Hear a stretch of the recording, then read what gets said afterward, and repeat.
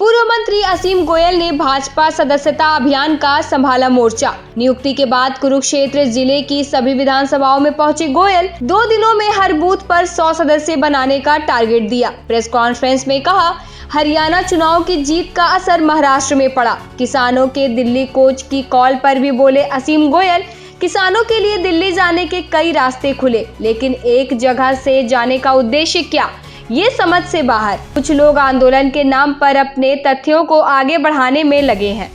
जिले में आने का मौका मिला और कुरुक्षेत्र की हमारी 4 विधानसभाएं हैं, जिनमें से मैं 2 विधानसभाओं में अभी होके आया हूँ।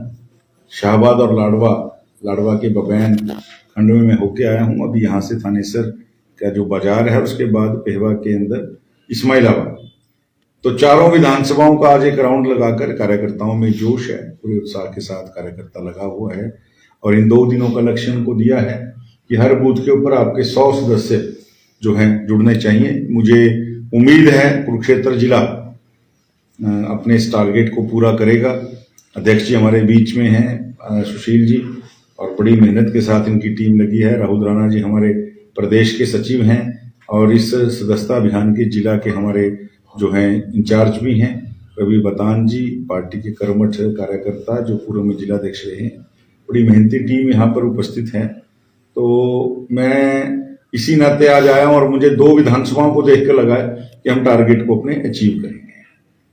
तो आपका कोई सवाल है तो कितने कार्यकर्ताओं को जोड़ने को टारगेट रखा है आपने आपकी तरफ से? या जी, हमने हर विधानसभा में 50,000 मिनिमम जो सदस्य बने टोटल, ऐसा एक टारगेट जो है, यानी 2 लाख का टारगेट हमने। लेकिन वैसे हम टारगेट को उसको बढ़ाएंगे जितनी वोट्स हमें पड़ी हैं। या मान लीजिए जिस तरह मुख्यमंत्री जी को 70,000 से ऊपर वोट मिली, शाहबाद के अंदर हम 54,000 वोट मिली, तो हम टारगेट यही कर रहे हैं कि जितनी वोट हमें मिली है कार्यकर्ता वहां तक पहुंचने की कोशिश करे, जितनी वोट मिली है उतने सदस्य बने। तो लोकसभा चुनाव और विधानसभा में कुछ कार्यकर्ता नाराज होकर दूसरी पार्टी की तरफ चले गए थे, उनको भी लाने का प्रयास किया जाए? देखिए, वो संगठन का प्रोसेस है। आपने माननीय हमारे प्रदेश अध्यक्ष जी का बयान सुना होगा कि अभी उनको वेट करना पड़ेगा। प्रोसेस के थ्रू ही अनापत्ति लेकर केंद्र से बात करके, ऐसा नहीं है कि वो अपनी मर्जी से चले गए, अपनी मर्जी से आ जाएंगे, ऐसा बिल्कुल भी कुछ नहीं है।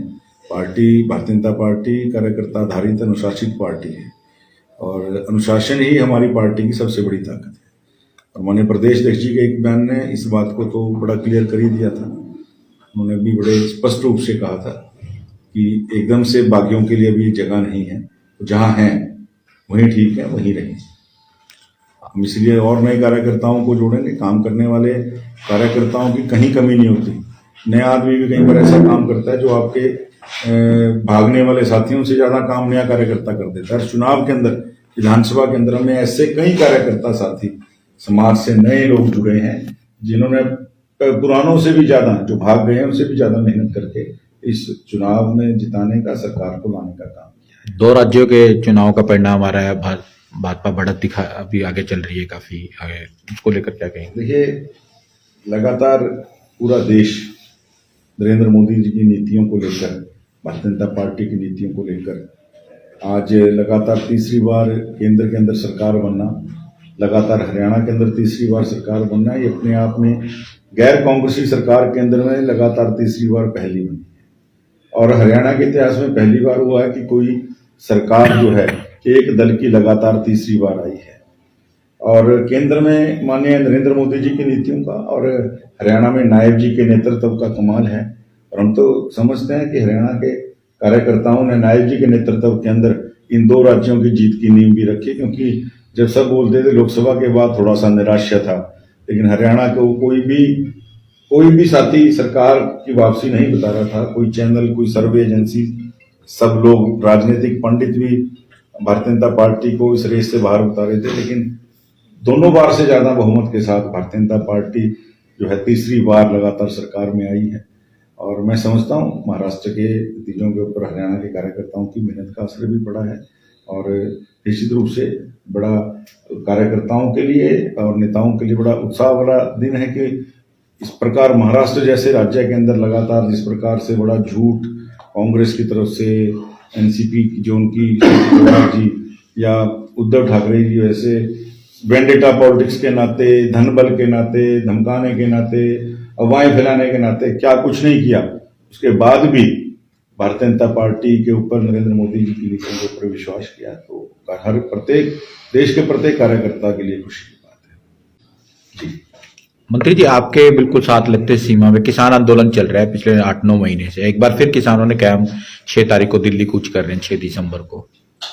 जी, उन्होंने अपनी कॉल दी है, और जो भी इसके अंदर हरियाणा राज्य की सरकार है या पंजाब की सरकार है, जिन्होंने कदम उठाने के आवश्यक कदम उठाएंगे।